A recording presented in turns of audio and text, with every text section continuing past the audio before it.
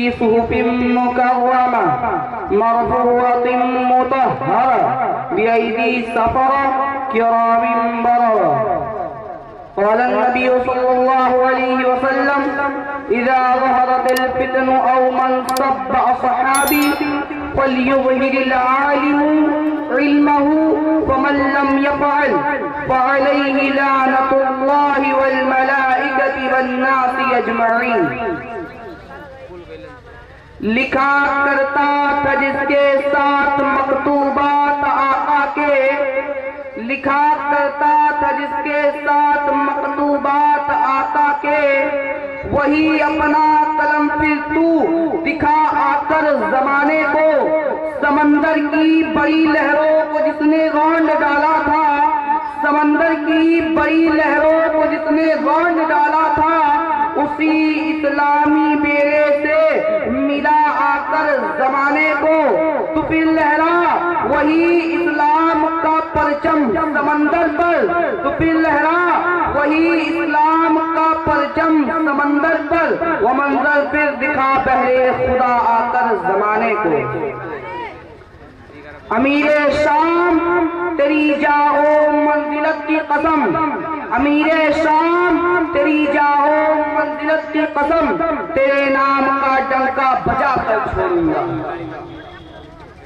حضرات، سامعین کرام اور اسٹیج پر تشریف فرما علماء کرام، تاریخ اسلام میں کچھ ایسی اہم اور بنیادی شخصیات ہیں جن کی فہم و فراست اور تدبر و سیاست کے ذریعے دنیا کے بے شمار علاقے شریعت محمدی سے روشناس ہوئے ہیں، اور ان کی حکمت عملی اور دانائی کے ذریعے دنیا کا نصف سے زائد حصہ اسلامی مملکت کے زیر اثر رہا ہے. انہی با کمال اور مردان باصفا اصحاب عظیمت لوگوں میں سے امیر شام سیدنا حضرت امیر معاویہ رضی اللہ تعالی عنہ کی ذات گرامی ہے. برادران اسلام، حضرت امیر معاویہ رضی اللہ تعالی عنہ اسلام میں داخل ہونے کے بعد سے اپنی آخری سانس تک چونستان اسلام کی اپنے خون و جگر سے حنا بندی کی ہے. لیکن چونکہ دشمن بہت عیار تھا، وہ جانتا تھا کہ اگر حضرت امیر معاویہ رضی اللہ تعالی عنہ مجروح ہو جائیں گے تو اسلام کی ایک بہت بڑی تاریخ اس قابل ہو جائے گی، اسے ردی کی ٹوکری میں ڈال دیا جائے گا. اس لیے حضرت امیر معاویہ رضی اللہ تعالی عنہ کو داغدار کرنے کے لیے غیروں نے قدم اٹھایا اور اپنے بن کر سب خون مارنے والے ہر ممکن سیئے نامسعود میں لگے رہے، اور حضرت امیر معاویہ رضی اللہ تعالی عنہ کی تمام خوبیاں، تمام فضائل اور ان کی 40 سالہ عہد زرعی کو یکسر فراموش کر کے ان کا سب سے اہم کارنامہ جنگ صفین کو بتا کر ان کی رفعت و بلندی کو تاراج کرتے رہے. حقیقت تو یہ ہے کہ حضرت امیر معاویہ رضی اللہ تعالی عنہ اسلام میں قدم رکھتے ہی اپنی جانثاری، وفا شعاری اور اپنی ملی خصوصیات کے بنا پر حضور صلی اللہ علیہ وسلم کے پسندیدہ لوگوں میں شمار ہونے لگے. حتیٰ کہ آپ کاتبین وحی کے برگزیدہ گروہ کے طرح فرید کہے جانے لگے. عہد صدیقی میں آپ سے اہم کام لیے جاتے رہے، اور عہد فاروقی میں جب خلیفہ وقت کی نگاہ اس چمکدار ستارے معاویہ پر پڑی تو شام جیسے اہم اور حساس علاقے کی گورنری کا منصب جلیل آپ کو سونپ دیا.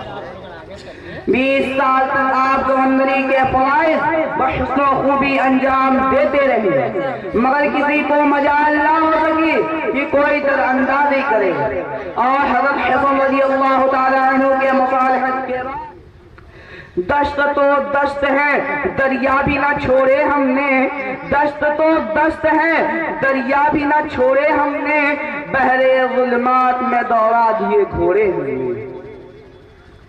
اس کے علاوہ 1750 کشتیاں یورپ پہنچ گئی،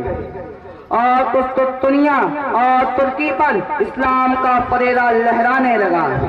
اس کے بعد اس لشکر نے درہ دانیال پر پڑاؤ ڈالا۔ چونکہ یہ ترکی کا سب سے بڑا درہ ہے، اسی مقام پر ام حرام نامی وہ خاتون جو اس لشکر کے متعلق حضور صلی اللہ علیہ وسلم سے بشارت سننے والی ہیں، گھوڑے سے گر کر شہید ہو گئی۔ آج بھی اسی دریا کے کنارے استنبول میں ان کی قبر موجود ہے۔ خلاصہ کلام یہ ہے کہ جب اس لشکر کے تمام شرکاء کے لیے اللہ کے رسول صلی اللہ علیہ وسلم جنتی ہونے کا اعلان کر رہے ہیں تو اس لشکر کے امیر کے بارے میں آپ کی کیا رائے ہے؟ اسی طرح حضرت امیر معاویہ رضی اللہ تعالی عنہ اس ذات کا نام ہے جس نے دنیا کے سب سے بڑے شہر قیصریہ کو فتح کیا، جس نے سب سے پہلے خانہ کعبہ پر گلاف چڑھایا، جس نے سب سے پہلے اپنے دور حکومت میں مینار بنوائے، جس نے سب سے پہلے کفر کی بنیاد کو توڑ کر کیسر و کسریٰ کے محل کو تہس نہس کر دیا، جس نے باطل کے ایوانوں میں خلبلی مچا دی۔ حقیقت تو یہ ہے کہ حضرت امیر معاویہ رضی اللہ تعالی عنہ کے دور حکومت میں ایسے کارہائے نمایاں انجام پذیر ہوئے ہیں جن کو صرف شمار کرانے کے لیے وقت درکار ہے۔ اس سے آگے بڑھیے، منصف مزاج علماء کا نظریہ یہاں تک ہے کہ حضرت امیر معاویہ رضی اللہ تعالی عنہ کے دور خلافت کا ابتدائی دور فاروقی کی یاد تازہ کرتا ہے۔ حضرات سامعین، میں نے آپ حضرات کے سامنے حضرت امیر معاویہ رضی اللہ تعالی عنہ کے دور حکومت کی ہلکی سی جھلک دکھلائی ہے۔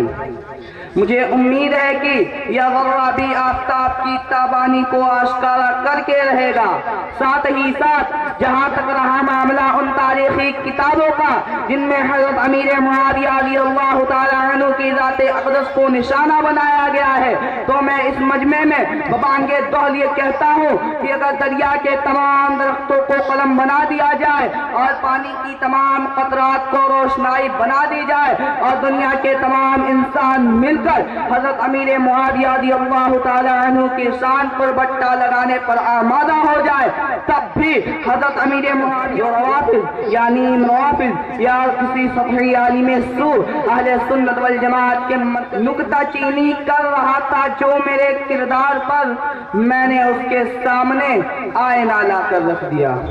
وآخر الدعوانا الحمدللہ رب العالمین، السلام علیکم۔